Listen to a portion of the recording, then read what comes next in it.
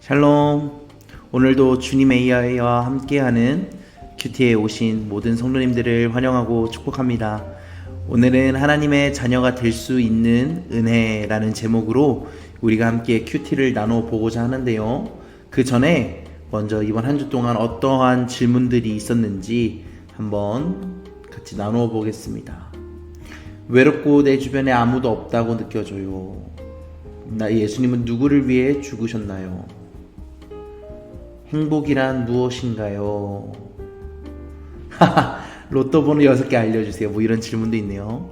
여러 가지 질문들이 있는데 여러분들이 궁금하신 것들을 함께 나누시면서 또 해답들을 같이 나누셨으면 좋겠습니다. 오늘 우리에게 주시는 말씀 같이 보겠습니다. 요한복음 1장 12절의 말씀인데요. 한 목소리로 같이 읽도록 하겠습니다. 시작. 영접하는 자 곧 그 이름을 믿는 자들에게는 하나님의 자녀가 되는 권세를 주셨으니. 아멘.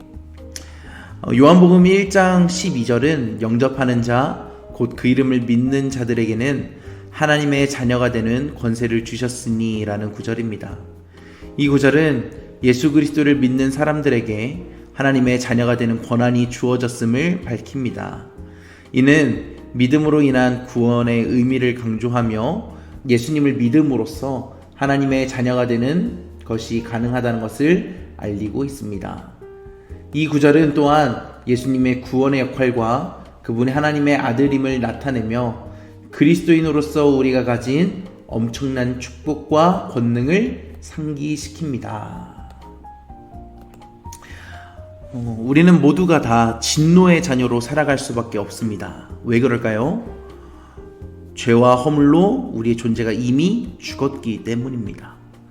그래서 우리의 존재를 바울은 로마서에서 진노의 자녀다, 사망되었다 라고 이야기합니다. 그런데 이렇게 절망에 빠져 있고 낙심되어 있고 죽음의 두려움 앞에 있는 우리에게 다시 한번 하나님께서 소망을 주십니다. 그 소망은 바로 예수 그리스도입니다.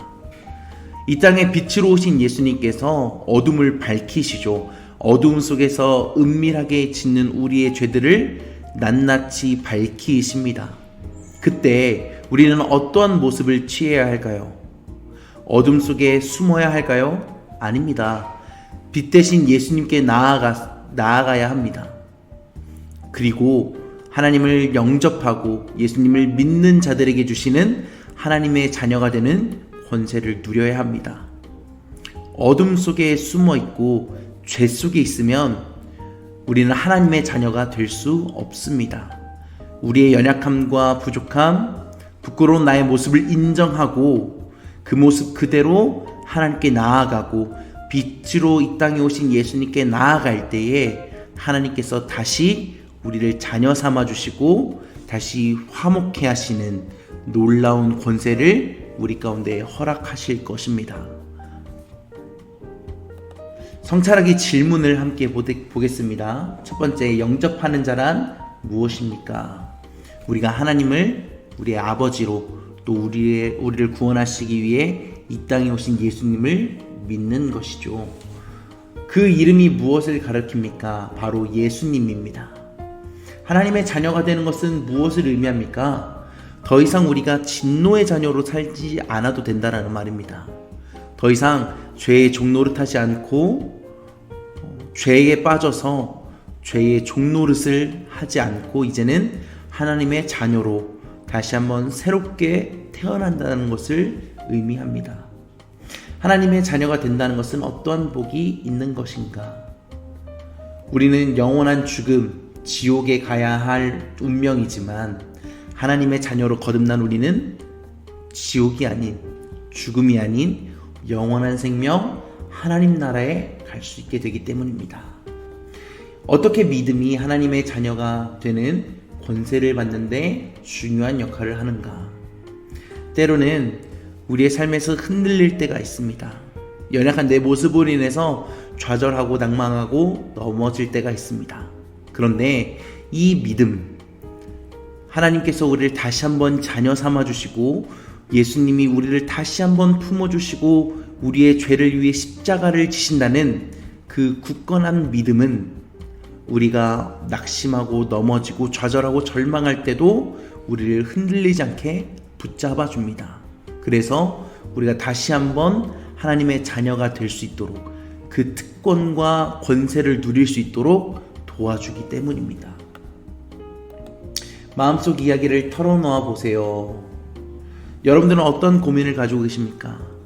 저는 오늘 한 청소년 친구가 제게 이런 말을 했는데, 학교에서 친구 문제 때문에 힘들다고, 같이 다니는 무리와 다퉜는데 그래서 지금 혼자 다니게 되었다고 그런 이야기를 했는데, 그 질문을 한번 해볼게요.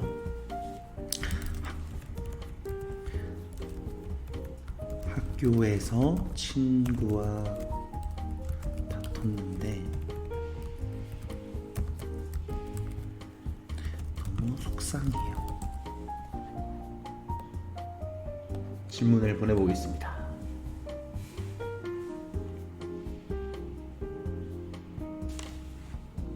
답변이 도착했습니다. 한번 볼게요.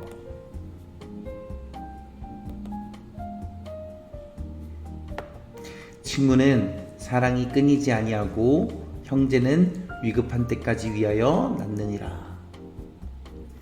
친애하는 친구여, 학교에서 친구와 다툰 후 우울한 기분이 들어서 안타깝게 생각합니다. 특히 가까운 사람들과 갈등을 대립을 경험하는 것은 어려울 수 있습니다. 그러나 갈등은 모든 관계에서 자연스러운 일이며 성장과 이해의 기회가 될 수 있습니다. 제가 오늘 그 친구에게도 동일한 이야기를 해줬거든요. 비가 온 뒤에 나무는 흙이 다 쓸려 내려가지만 결국 더 굳세게 서게 됩니다. 비바람으로 인해서 꺾일 것 같지만 오히려 나무는 더 깊숙이 땅에 뿌리를 내리게 되는 거죠. 이러한 위기가 때로는 나를 더 굳건하게 세워가는 귀한 기회가 될 수도 있고, 또 그 친구를 더 알아가고 그 친구와 더 가까워질 수 있는 좋은 기회가 될 수 있을 것 같습니다. 마지막으로 함께 기도문을 읽고 오늘 큐티를 마무리하도록 하겠습니다. 우리 함께 각자의 자리에서 기도문을 읽겠습니다. 시작. 하나님의 사랑과 은혜를 받아, 우리 각자의 자리에서 기도문을 읽고 오늘 큐티를 마무리하도록 하겠습니다. 시작. 하나님의 사랑과 은혜를 받아 우리에게는 하나님의 자녀가 될 수 있는 기회가 있습니다. 또한 우리는 그 이름을 믿는 자로서 하나님의 자녀가 되는 권세를 받았습니다. 그리하여 하나님의 은혜와 뜻을 따르며 살아가며 항상 예수 그리스도의 사랑으로서 우리 삶을 이루어가기를 기도합니다. 아멘.